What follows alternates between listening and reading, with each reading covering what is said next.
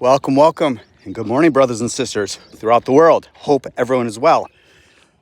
If you're here in America, enjoy the 3-day weekend. Hope you get it. Spend time with your family or someone you care about. Do something nice for someone. And if you're new to here, consider subscribing. So the market is, Bitcoin is fighting. You know, there's not a ton of volume, but Bitcoin's fighting today. 108, 109,000, wants to get back to 110. Your alts are doing nothing. Our alts are doing nothing.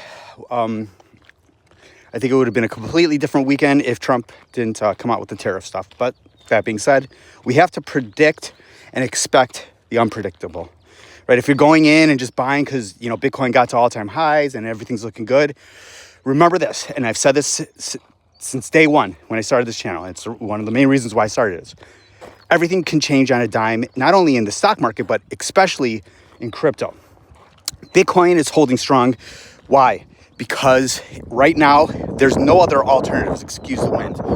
So investors, crypto investors, you know, your sailors, your ETFs, us, right? Not us buying Bitcoin for the most part, but whales and institutions that are already involved. Those are the ones buying.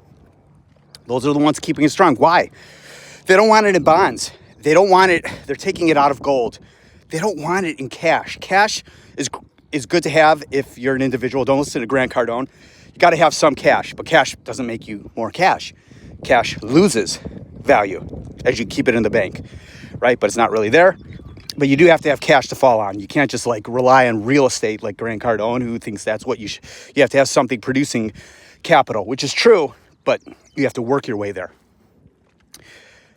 That being said, if there's more tariff talk throughout the weekend and he gets really serious, which I think he may, because, you know, there's no talks going on right now with the EU, that could drive us down hard. And if Bitcoin goes to 107, your alts are going to get hit harder. Just know that. As you're DCAing, know that.